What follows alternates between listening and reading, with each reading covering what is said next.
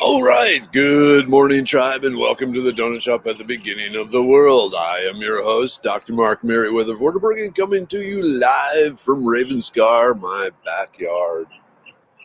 It's a beautiful day. It's in the high 50s already. The birds are singing.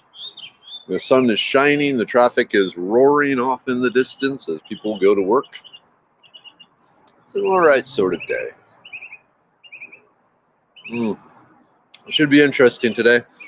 I'm actually giving a presentation at school, at the girls' school. Hey, good morning, Kimberlyn. First in. Tina, hello. Aaron, good morning. Shannon, hello. Hey, Doug. Charles. It's actually warm. I don't even think I need the bath. Let me just drop that over there. Okay, cool. Hey, Jason, Sonia, Fontanot. It came, and it's awesome. So they sent me. You can't really see this, but frankincense. But not just frankincense. They sent me a whole bunch of seeds. Many seeds of cool seeds. Whoa, dropping the seeds.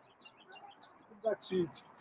So this is awesome because I've been rebuilding my yard and I was looking to get seeds, and now I have seeds. Asking, ye shall receive. Actually, I didn't even ask.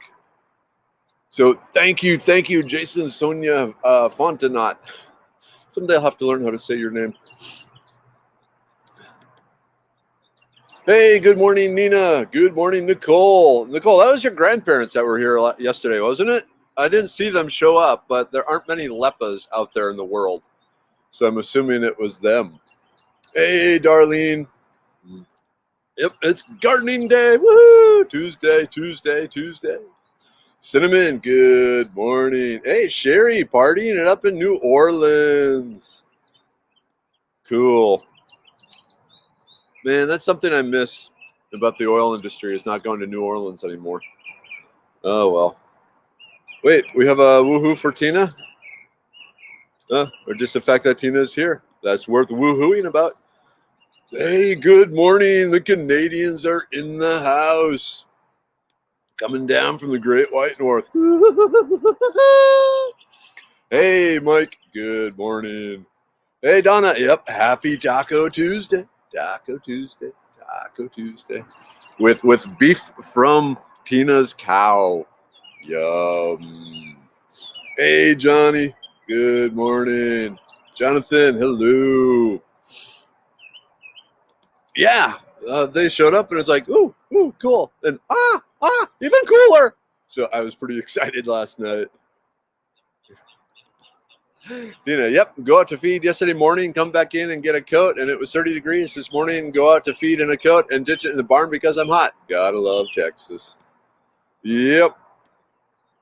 Truly I do. Hey, Tim, good morning. Interesting. Okay, Doug, I'll get you my address. I've learned, okay, nothing against y'all fine folk, but over the years, I have discovered just randomly giving my address out, not always the best results. So, yeah. Oh, cool, Nicole, that was them. I thought it was. I thought it had to be. Cool. Hopefully they show up more. I feel bad that I didn't see them. Hey, Carol. All right. Ready to plant your veggie garden. Cool. Kelsey, good morning. Hey, Kimberly. Hello. And Charles, good morning. How are you all doing? Hey, let's all drink coffee together. That sounds like a great plan.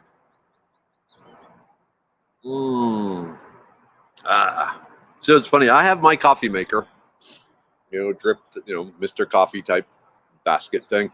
And then Minnie just uses instant coffee every morning. So we have an electric kettle. And she went to fire up the electric kettle, and the electric kettle wasn't working. It's like, what do I do? It's like, boil water. What? It's like, oh, I have failed as a parent. Anyway. Okay. Uh,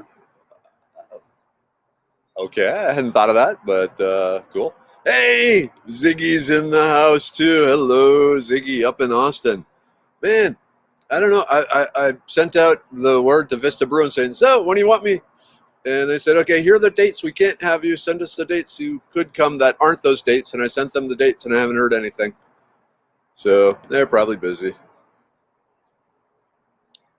Hey, good morning, Amanda and Nacogdoches. Drinking coffee here. I too shall join you in the drinking of coffee.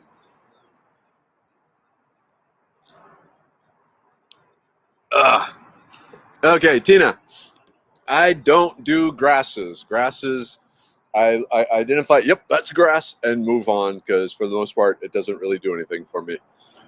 So as far as variations of A. virginicus, I'm not the guy to talk to. Hey, Gigi. Good morning. I know, Ziggy. I want my Vista Brewing beer. And I need to check on the plants.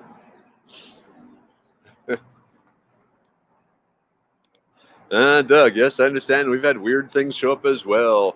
Coffee, good. Coffee, very good. Hey, Denver, good morning. How are things up in the Dallas area? I guess more of the Fort Worth area, wouldn't it be? Because you're over more westish. Tubing season. Oh, man. I guess it's going to be too cold to do tubing up in Minnesota when I'm up there. Oh, cool. Aaron.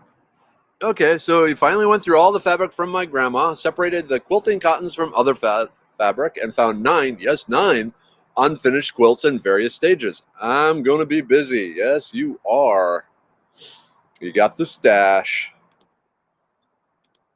I got tired of my plug-in percolator coffee makers giving out, so I now cherish my French press. You know, and Minnieweather has a French press. She just doesn't get up in time to partake in the pressing of the French.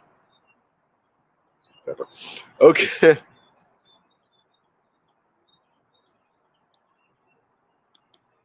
Read this morning's posted study. Okay, I'll have to check out what you wrote, or what you posted, I mean.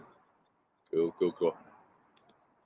Let's see. I had a guy cuss me out when I didn't tell him what city I lived by. I told him I didn't live near any city. He didn't like that answer. I shared the cities I'm in between, which are hundreds of miles apart. He got hungry. He didn't ask what county or town, but city. I don't live near any cities. And for that, you are a lucky person. Hey, BJ. Good morning. Yeah, the electric kettle is the most used mini appliance in our kitchen. I mean, other than the refrigerator, I think the mini kettle or the electric kettle, mini kettle, whatever you want to call it, it's also probably the most used thing. I guess, and then the stove. I would actually put the mini kettle ahead of the stove, though. All right, Mike, we salvaged a tree from the ice snowstorm, and the owner indicated it was oak. The bark was almost smooth. I think I've identified it as water oak. It was salvaged in Nacogdoches. I'll examine the vein structure this weekend when back at the farm. But anything else I should look for to aid positive identification? Is it down in log form, Mike? Because if it's down in log form, it becomes harder. There is a great little booklet. Oh, man, it's actually keep it in my vehicle. It's called basically something like Trees in Winter. And it is a guide to help you figure out what this tree with no leaves or other identifying characteristics are based on the bark and the buds and the arrangement of the buds and all this sort of thing. And it's if you remember the Pick Your Path Adventures, where on page 1 it says, okay, does the tree have, if it has this sort of bark, go to page 18. If you have this sort of bark, go to page 32. If it has this sort of bark, go to page 19. And then on those pages it has different characteristics that send you to different pages. And anyway, by picking the different things, and as you go through the choices, you pretty much come up with the tree it is. Okay, Nick. Some of my elderberry trimmings are sprouting. Yay! Should I keep them in pots a while or go straight in the ground? I say go straight in the ground. at this point. Wait. Okay, if you believe conspiracy theorists, there is another winter storm that's supposed to hit Texas. One more big blast of cold before the summer weather arrives. So, here's what you do, Nick. If you got time, I don't know how many trimmings you have, cuttings you have, but put like 2/3 of them right in the ground, and keep 1/3 in pots, just as a backup for you. So, yeah, 1/3 in pots, 2/3 in the ground, and let's go. Ooh, mouthful. Den made lemon blueberry scones. Nice. Okay, you're in Red Oak today, deep South Dallas. It's overcast and in the 50s. Wow, we have no cast whatsoever. Now, I guess we got a little fuzzy cloud way over there, but other than that.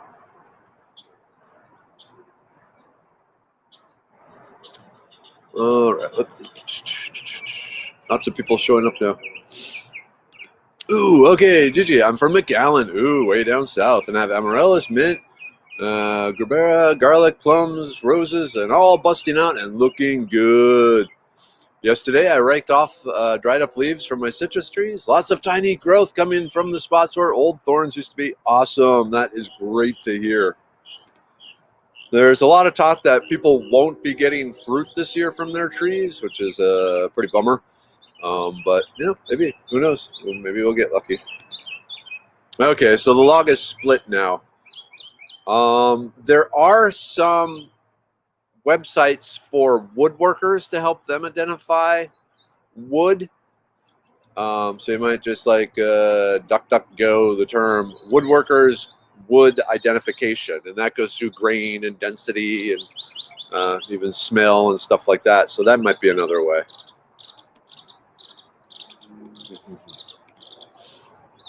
Let's see, Tina, I'm so addicted to my well-used electric kettle at home that I got a mini one that plugs into my car batteries I would have while on the road.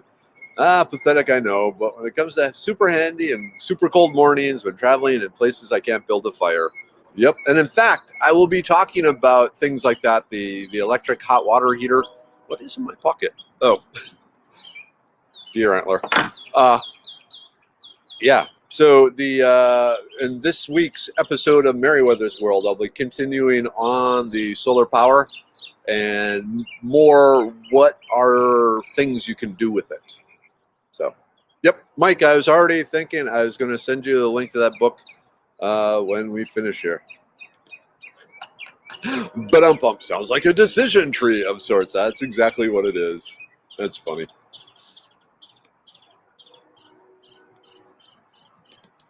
Oh, cool. Mine are in the ground and sprouting new growth like crazy, even after snow and ice on them. I can't wait. The elderberry, right? Yeah, my elderberry looks fine and green. Maybe we could do a field trip to the other side of the yard. Oh, cool. My sumac is starting to bloom. Road trip. All right. Those of you who get vertigo, hang on. Let me put that down there. I'm excited.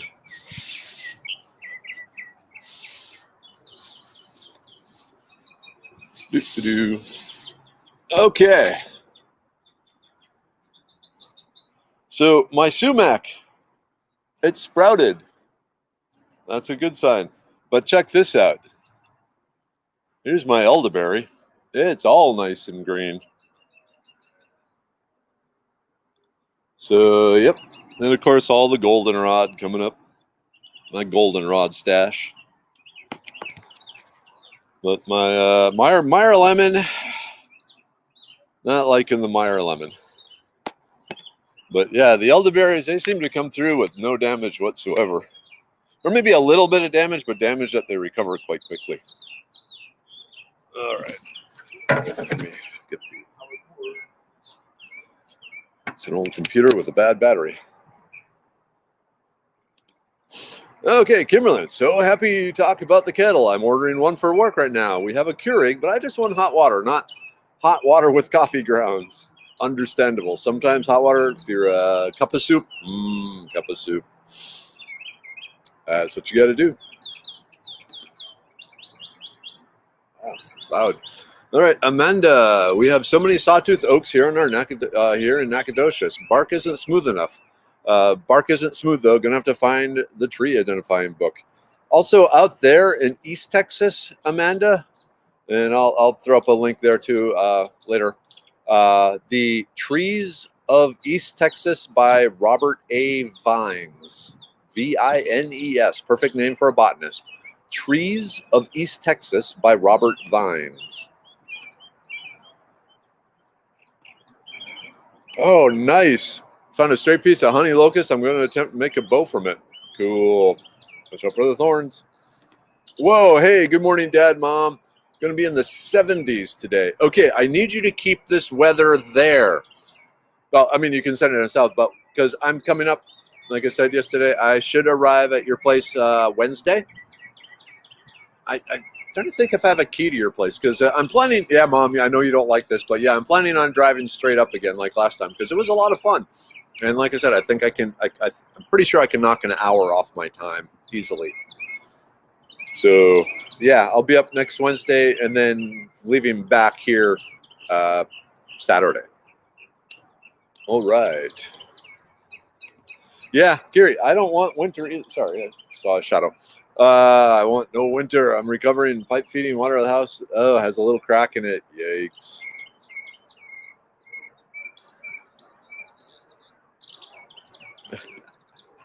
Well, I have a neglected elderberry that was in a fabric grow pot. It shot through the fabric and rooted itself. Yep, and now these roots are spreading and going to set up more runners. Oh, yeah. I was going to look over there, but I don't feel like going over there. Oh, hey, cool. Good morning, Dan. Distilling water today. Cool. No, that would be a federal crime. Forget what I was thinking. Never mind. Erase that. Okay. Hey, Tammy. Good morning. Bernice, hello. Rexana, hello.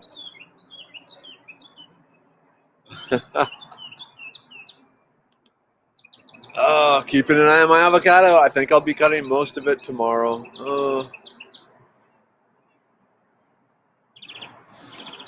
Okay, Tanya. How do you clean up your citrus tree from the freeze? Don't know how much to take off or what to trim. All right, let's do another road trip here. Oh, whoop. Okay. So the main thing is don't do anything yet. You want to wait a while. Let's see. How am I going to do this? Can I do this? I don't know if you can see this. So let me. Maybe if I do this. Oh, sorry. Okay. All right. So here we have dead branch. The wood is turning brown and nasty. But we continue on, and then it turns green and looks healthy yet. So the brown nasty wood, like up here we got brown wood and then green wood. Here's some brown wood and then green wood. That's the part. So brown wood, green wood. Give it, a week or two yet. Frankly, I would give it. Oh man, let's see. What are we in? We're in March. I would wait at least until early April, and then if it's brown, it's down. If it's green, it's keen. There we go. If it's brown, it's down. If it's green, it's keen when it comes to trimming the citrus. But as far as the leaves and so forth, they should be probably just falling off here soon. But yeah, the main thing is if there's any sign of green in the wood, leave it on there. But if it's brown, it goes down. There we go. Does that help, Anya?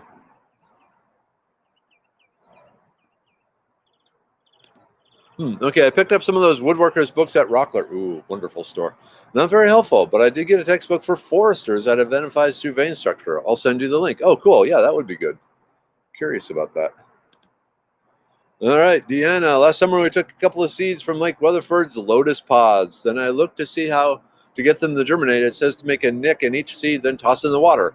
Is that because in nature the birds try to eat them? Then the ones that fall are the ones that lived on? No, actually, Deanna, the lotus seeds are really cool. So a lotus seed, it's about the size of a marble, really hard, thick skin. They remain viable for over 100 years because of that thick protective shell around them. So what happens is the lotus, it drops the seeds kind of float around for a bit, and actually they sink. They don't float, they sink, and they end up in the muck. And then something really does actually have to crack the shell open for them to actually start growing. Usually what happens is they end up in the muck, they get buried in the muck, and then the pond starts to fill in until a flooding event comes through and sweeps a bunch of things through, and then rocks and stuff get tumbled through the thing, and they mash the lotus seeds, and Chirpy is loud. Basically put the nicks and cuts in them that cause them then to grow. Even if they're buried in a riverbank for 100 years and then the river unburies them again, they can start to grow. What I do is I just use a small file, because I like to Johnny Appleseed lotus all over the place. So take a small file, especially a triangular file, if you get like a jeweler's file, and just file through the shell until you see the white skin, and make a gap. So not this wide, but this long. So a narrow, about 1/8 of an inch wide by 2/8 would be a 1/4 inch. Less than figure like 1/8 of an inch wide, and maybe just a little longer than 1/8 of an inch. Throw it in the water, and it will grow. So yep. As far as things eating them, I don't know of anything that eats it per se, because they are really hard. Maybe a beaver or something, but I don't think so. Oh. Thank you, Bernice. Ooh.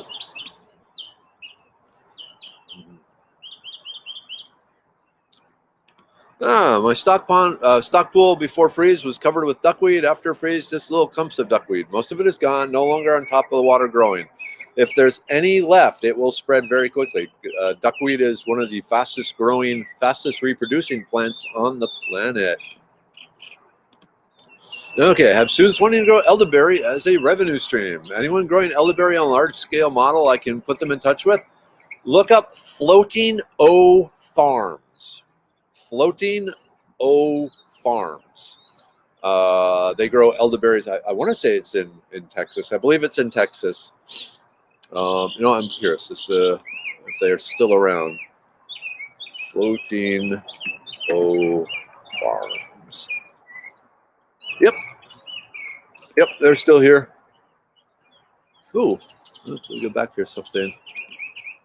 They are in Bogota, Texas. So Floating O Farms in Bogota, Texas. And check out their website and everything too. Okay, Nick, sumac could be another tall shrub to put along my fence. Are they very easy to propagate? I don't know. Mine showed up. So I'm assuming a bird or something, ate some sumac berries and came to my yard and said, "Hey, I like this place. I will give them a gift." And I got a sumac. So I've never tried doing it from cuttings. You know what? Maybe I should, because now would be a good time to take a cutting. So maybe I can take a cutting and see if it will root. Yeah, deer antler in your pocket. Do antler shed hunt. Of course I antler shed hunt. Always looking for deer antlers. Yep. They need create a crank style coffee maker of some kind. You mean like a little generator or something there? That'd be a lot of cranking to boil water, but okay. Would you mind sharing the link to the group, please? Particularly the books in winter one. Okay, I will do that. How about I make it? I'll do multiple. I'll do a post too. Okay. Yeah, oaks can fairly readily cross-pollinate too, so you get hybrid oaks. Let's see. I'm pretty sure my flowering bush thing in the front yard is dead from the freeze. I wasn't in love with it. Thought it's on something to replace it that's low maintenance, more hardy, but good for the birds and bees. I'm wondering if you had azaleas in the front. If it's a flower, what time of year did it flower? But I need to think. on some native plants on that. Off the top of my head, I'm not sure. Let me think on that one, Aaron. Keep asking that question. Hey, Evie, good morning. My fruitless mulberry is 50 years old, and I'm really worried about it. Understandable.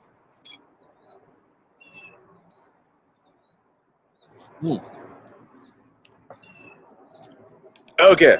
Lily is asking, what's the difference between the honey locust and the black locust? The flowers, the leaves, but the biggest difference, because they are two different species. I'm trying to think, they might even be two different. Are they two different genus? No, I think they're in the same genus. But the honey locust produces big thorns, and those big thorns have smaller thorns on them, and those smaller thorns have smaller thorns on them. It looks like it's covered with sea urchins. Just big, huge spines with spines with spines.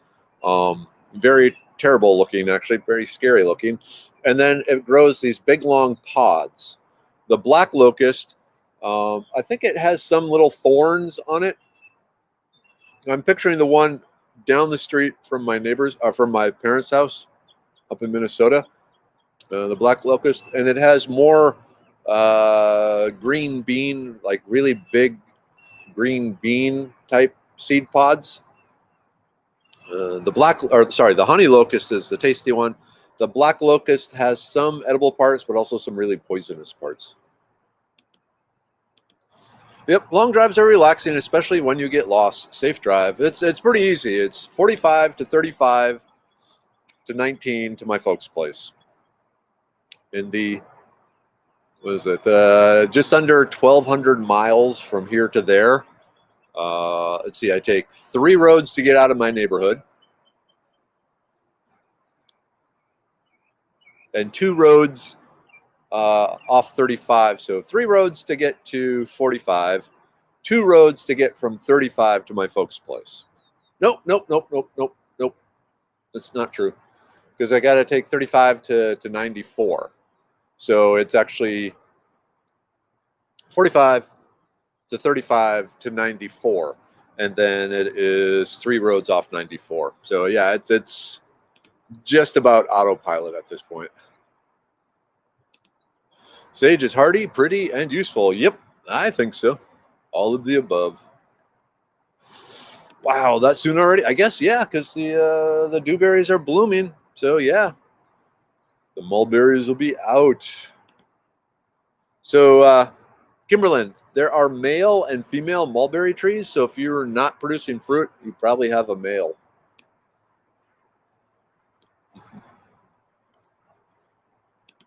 All right, Ziggy. Yes, Mark. Thank you for spreading the correct info. I don't even remember what you're talking about now. which info, but okay. Ooh, speaking of old computer with a bad battery, I found a 2003 IBM ThinkPad with Windows XP in working order. Any suggestions what to do with the dinosaur laptop? Yes. Okay. First, download a bunch. Okay, this is my prepper side talking. 1, download a bunch of different PDF files of different survival information, cleanliness, power, food, anything, throw it on there. Download the software called Chirp, CHIRP. Chirp is what you use to program these little $30 Baofeng Chinese shortwave radios, which once you program correctly, depending on the emergency services in your area, you can usually at the very least pick up the dispatcher. So the Chirp program should run on the IBM. You might have to get an older build of Chirp, but you can listen in on the police end with the radio. And then just put it in some sort of steel Faraday cage protective, EMF protective type container. So complete metal surrounding. Put it in like some bubble wrap or something so it's not touching the sides of the metal. And then when China decides to hit us with an EMF pulse or EMP, electromagnetic pulse weapon, and all our electronics are fried, you at least will have a bunch of survival information on you. Am I paranoid? Nah, I'm not paranoid. Much better, BJ. If it's brown, it's down. If it's green, let it be seen. There we go. There we go. Okay, this is Trees of Texas Field Guide by Stan Tequila.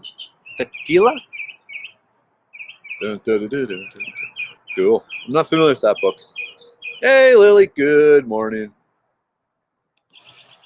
Cool. Yeah, I'm not surprised the pears, apples, and peaches have survived. Yeah, crossing fingers on the citrus, so understandable. Yep. Or, okay, here's Doug's advice to you, Jonathan. Buy a battery off Amazon and load Linux Mint or Ubuntu. I never know how to say that. If you're used to Windows, they are similar user interface. I have a 20-year-old laptop. Oop, time for the group take. I have a 20-year-old laptop running these operating systems. OpenOffice is compatible with Windows Office, and it's all free. Cool. All right, it is 7:50. So it is time for the group take. Yay! Group take, group take. We'll start with the immune pill, which Amazon still has banned. Those bastards. It's been several weeks now.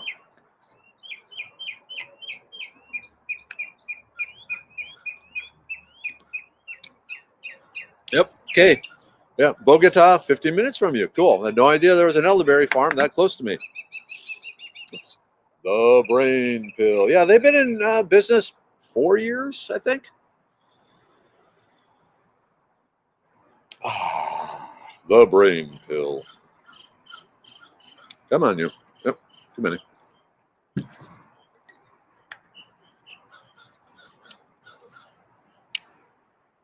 And the liver pill. Burdock root, milk thistle, and flaxseed. Come on.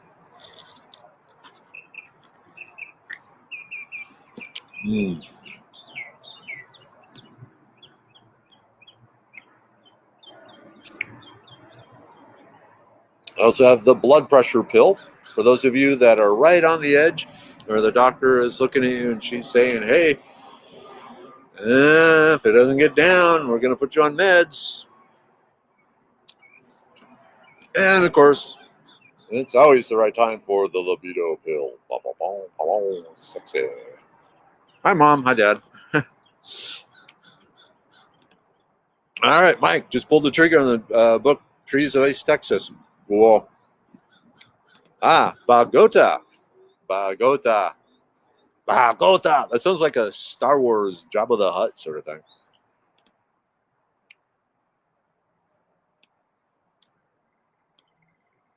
Ooh, okay. Hubby gifted me an old-fashioned coffee mill during the Freezegeddon C4's job was grind the morning coffee. When? Cool. Okay, look kind of tropical and flowers. Interesting. Not sure. My fiddlewood didn't care about ice and cold. It's doing great. Cool. I'm not familiar with the fiddlewood. I'm curious. It sounds neat. I need to look that up. Hey, good morning, Holly. I slept in late and just tuned in. Not enough coffee yet. Get thee to thy coffee maker. Sea urchin plants and locusts. Refilling my coffee now. I've come to realize I don't want to set my coffee down, but I need both hands. The conversations at the coffee shop here kind of track along with all the surreal dreams that people have. Yeah, we may start here, but suddenly we're on a bus, and then we're under the sea, and whatever. Well, it's all good. That's what makes it interesting.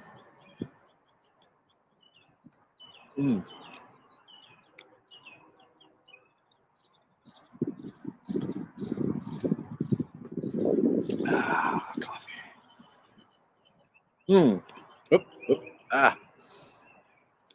Let's see. Are there any plants that bloom when winter is definitely over? Horse mint. Yeah, horse mint. So horse mint starts blooming usually in right around April, the beginning of April, April 1st.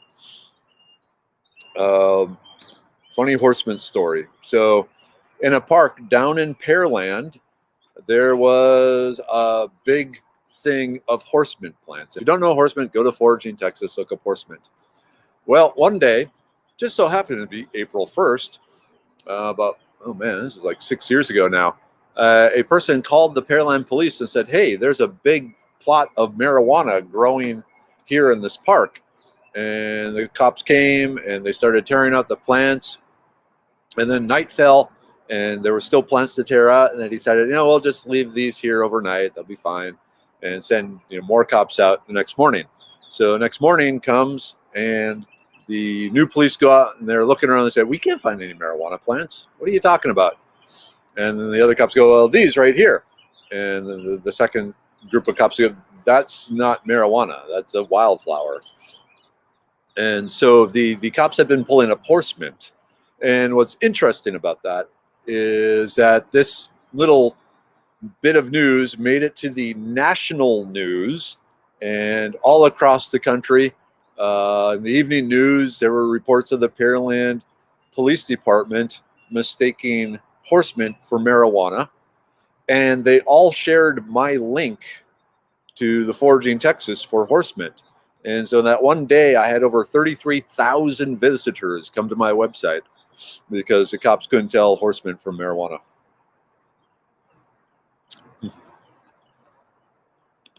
Hey, so I woke up thinking it was Friday. I'm glad it's not Friday. I got a lot to get done. If this were Friday, I'd be screwed. Still trying to reorient my brain. Coffee brewing as we speak. Hey, she said the magic word, coffee.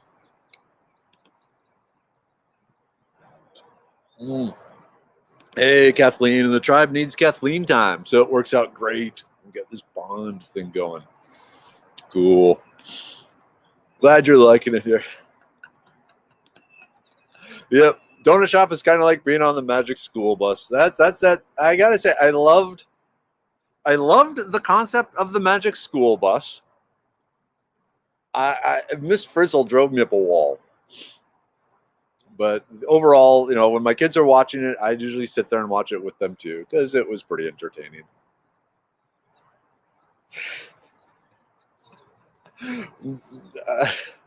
If you want to ruin your childhood, though, go onto YouTube and look up The Magic School Bus Goes to Hell. And basically, it's a short, it's like supposed to be a trailer for a Magic School Bus movie, live action, where Miss Frizzle has passed on, and somehow the kids get a message that she ended up in hell, and they have to take the Magic School Bus to rescue her, and it's absolutely terrifying. I say go watch it. Okay. Old timers say winter is over when mesquite puts on leaves. Could be good. Oop. And Jennifer, pecan trees with buds are my end of winter sign. And it seems like Kathleen agrees with that. Pecan trees never seem to miss on spring. Cool. Hey, Cleo, good morning. Hey, Patrick. Good evening from Afghanistan, man. It's been a while. How you doing? Things heating up there again? It sounds like things are heating up around the world again. There are multiple magic words, Jennifer.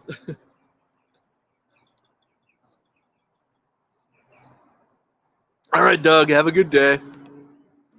Cows wait for no man. Cool. Yep. I always like those books and reading to the kids. Do you do voices and stuff like that? That'd be cool. Wow, I'm caught up again. Oh, okay, Kimberly's gone. Have a great day, Kimberly.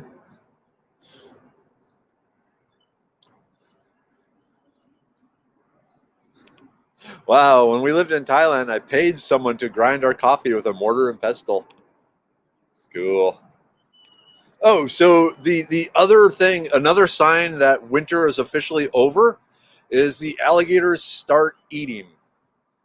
So alligators stop eating when the first frost occurs, and they just kind of go into, I believe it's estivation. So it's like hibernation, but not as deep. But then they don't eat until all chance of frost is past again. Oh, cool, Patrick. Doing well. Coming home soon, just in time for morel season in Nebraska. I'll tell you, here in Texas, it started. Not in Houston. We really don't have morels, but just north of us, any day now they should be popping up. But yeah, Nebraska, that's a little later. Kelsey got a new client today. She has a large garden that needs trimming of old, frozen, and overrun fauna. Business is finally picking up again. Yay! That's awesome. Cool, cool, cool. You need to post a business card there, Kelsey. Hey, Deborah. Good morning. Deborah, you're right at the end here. We're signing off in one more minute, but I'm glad you made it. We'll drink to Deborah. I need a lot of coffee today.